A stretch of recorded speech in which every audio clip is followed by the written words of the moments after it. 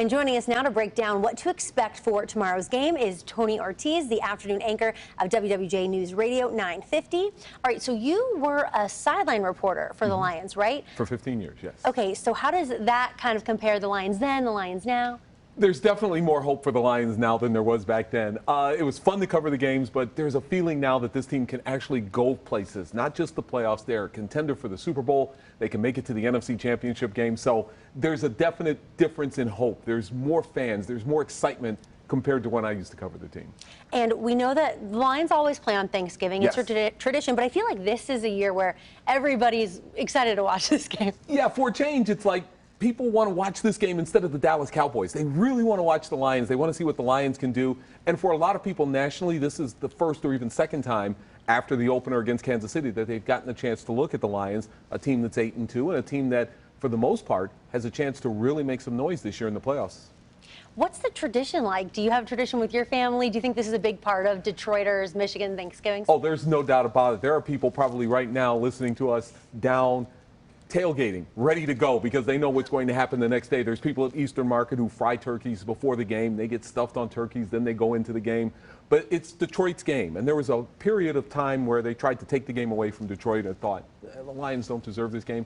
And Detroit fans embraced it. And that's what this is about. This is about Detroit. This is about playing on Thanksgiving. And it's part of the Lions tradition. This is part of the fabric of being a Lions fan is watching the game on Thanksgiving. In our family, it's really easy. The food gets prepared when the Lions are on, the food gets eaten when the Cowboys are on, and by the time the night game is on, it's dessert time. So that's the way it works on Thanksgiving around our house. That sounds like a perfect setup. All right, let's talk about the game. The Lions pretty healthy, the Yes. Packers maybe not so much. No, they're missing a couple of their key guys, and the biggest name is Aaron Jones. Without him, the Packers' running game is going to struggle. They have A.J. Dillon, but he's not 100% healthy. That's a key. You need that running game to take some of the pressure off Jordan Love, who has struggled at times. I think the Lions getting healthy at the right time is huge. This is a game where they can really go on a roll, and they need to go on a roll because their final three games, Minnesota, Dallas, and Minnesota. So if the Lions can win the NFC North and get to a certain point where they can be the #1 seed in the NFC and take some of the pressure off of those three games, I think that's what you'd want to do and what you'd want to see if you're a Lions fan.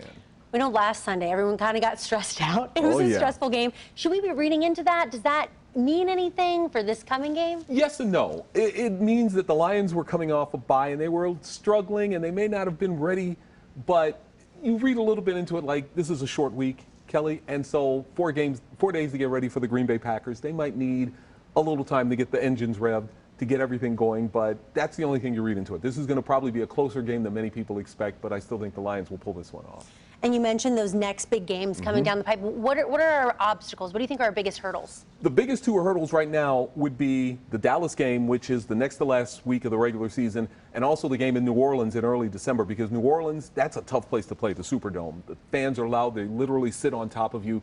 It's just a crazy place. You've played it. If you've seen a game at Ford Field, you've watched Ford Field, the Superdome's about 5 times louder than Ford Field. You leave that game with a headache. That's going to be tough. They've got Denver on the schedule, who have won their last 4 in a row and are now making a playoff run in the AFC. The Minnesota games could be huge because Minnesota could be on their way to possibly going into the playoffs. So there's some definite roadblocks for the Lions ahead with the rest of their schedule. I think the bottom half of their schedule is a lot tougher than what the first half of the schedule was. So what do you think's in Coach Dan Campbell's head? Like, how is he preparing for this? Is he going to try anything new, or are you going to... Same Dan Campbell. Okay. He's going to take his chances. He's going to make you think twice when he goes for it on 4th down and you're sitting there, is that the right move? I don't know if that's the right move. So you're going to get that from Dan Campbell, but this is a team that's going to be prepared for the Packers. They're going to take their chances. That offense is going to play well, and I think the defense is going to play a little bit better than they did last week against Chicago. Okay, and you know, something else we've been talking about is Jared Goff, his contract here. Do you think we can be seeing any changes with that? Or I think Jared Goff will get a contract. Just the gut feeling I have, he'll get a contract long term, and I think he will be the quarterback for the Lions going forward. They do have Hendon Hooker on the roster, who could eventually be the heir apparent at quarterback. But Kelly, I think Jared Goff's going to be the guy here for the next couple of years. The GM, Brad Holmes, and of course Dan Campbell have a lot of faith in Jared Goff, and I think he's going to stay here for the next couple of years. So the Lions fans better get used to seeing Jared Goff under center, because that's what's going to happen. Okay, I'd like your opinion on this one. A lot of people who maybe haven't been Lions fans for the longest time, they might be jumping on the bandwagon. Are we okay with that? Is it the more the merrier, or should you have suffered with us? Kelly, it beats the opposite, where people were jumping off the bandwagon and not wanting to watch the Lions. So it's good to see fans jumping on the bandwagon, and it's not just locally. I mean, nationally, we are starting to see a lot of love for the Lions. And it's been a long time since that has happened, so it's really good to see. I think the last time the Lions were this beloved, you have to go all the way back to 1991. Right. Well, and I was looking, Thanksgiving, we don't have the best track record. I think it was 2016 was the last time we won. Last time they won, yeah. Is it like bad luck for Thanksgiving, or is just this team, they've got what it takes to beat the curse, right? Oh, they've got what it takes to beat the curse. There's no doubt about it. For a while there, Thanksgiving was the day where the Lions are going to pull off an upset. They might be 2-10 going into the game, but it's Thanksgiving, it's their game, they're going to pull off the upset. I think this year it's going to be different. I think they are the better team going into this game as opposed to past years, and I think they will win. But yeah, there was a period for a while there from 2016 until now where it was not good for Thanksgiving for the Lions. They gave fans indigestion before they hit the table.